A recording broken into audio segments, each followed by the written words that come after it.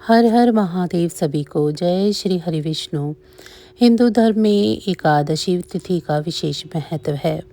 आपको बता दें कि हर साल 24 एकादशी पड़ती है, जिसमें एक शुक्ल पक्ष तो वहीं दूसरी एकादशी कृष्ण पक्ष की होती है।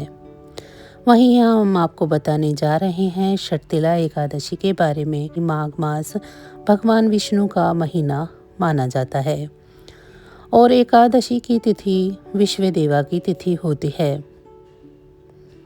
वहीं इस एकादशी को माघ कृष्ण एकादशी, तिलदा एकादशी या सततिला एकादशी भी कहा जाता है। इस दिन भगवान विष्णु की विधिवत पूजा करने के साथ व्रत रखने का विधान है। एकादशी पर चंद्रमा जल तत्व की राशि वृश्चिक में होंगे। चंद्र और मंगल का संबंध भी बना रहेगा। इस दिन सूर्य उत्तराष्टा नक्षत्र में होगा, जिससे स्नान दान के लिए बेहद शुभ माना जाएगा। इस दिन भगवान विष्णु की आराधना करने से सुख समृद्धि की प्राप्ति होगी। आपको बता दें कि षट शब्द का अर्थ होता है 6, यानी इस दिन तिल का इस्तेमाल 6 तरीके से करना शुभ माना जाता है। वहीं इस दिन तिल का दान करना काफ़ी लाभप्रद माना जाता है। इस दिन व्रत रखने से अक्षय पुण्य की प्राप्ति होती है। मान्यता है कि इस व्रत को जो कोई भी व्यक्ति जितने रूपों में तिल का उपयोग करके दान करता है, उसे उतने 1000 वर्ष तक स्वर्ग मिलता है। इसके अलावा जल में तिल मिलाकर तर्पण करने से मृत पूर्वजों को शांति मिलती है। जो लोग षटतिला एकादशी का व्रत करते हैं, उन्हें षटतिला एकादशी की व्रत कथा का पाठ अवश्य करना चाहिए, वरना पूजा का पूर्ण फल प्राप्त नहीं होता है। चलिए जानते हैं षटतिला एकादशी व्रत कथा के बारे में। पौराणिक कथा के अनुसार प्राचीन काल में एक ब्राह्मणी थी। धर्मपरायण होने के बाद भी वह हमेशा पूजा और व्रत करती थी, लेकिन कभी दान नहीं किया करती थी और ना ही देवी देवताओं और ब्राह्मणों को धन व अन्न दान करती थी।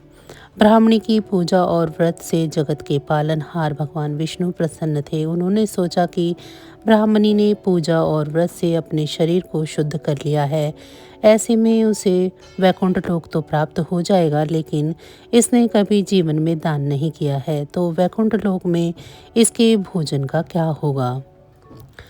इन सभी बातों को सोचने के बाद भगवान श्री हरि ब्राह्मणी के पास गए और उससे भिक्षा मांगी।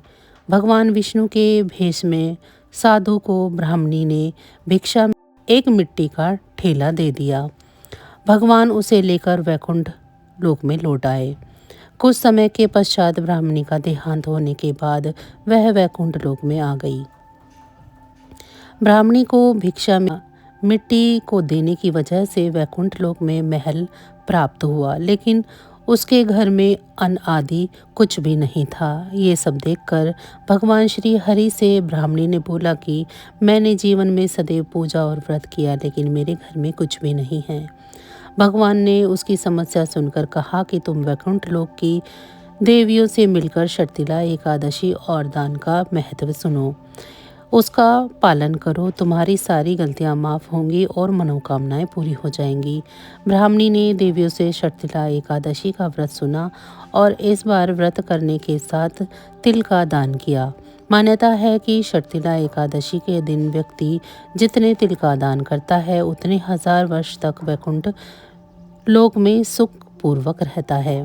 तो बस आज की जानकारी इतनी ही थी। फिर मिलेंगे हम आपको ऐसी ही किसी अन्य जानकारी के साथ अगली वीडियो में। तब तक अगर आपको मेरी ये जानकारी अच्छी लगी है तो वीडियो को लाइक करें। चैनल को अभी तक सब्सक्राइब नहीं किया है तो चैनल को सब्सक्राइब कर लें और कमेंट बॉक्स में मुझे ज़रूर बताएं कि आप सभी को मेरी ये जानकारियाँ कैसी लग रही हैं।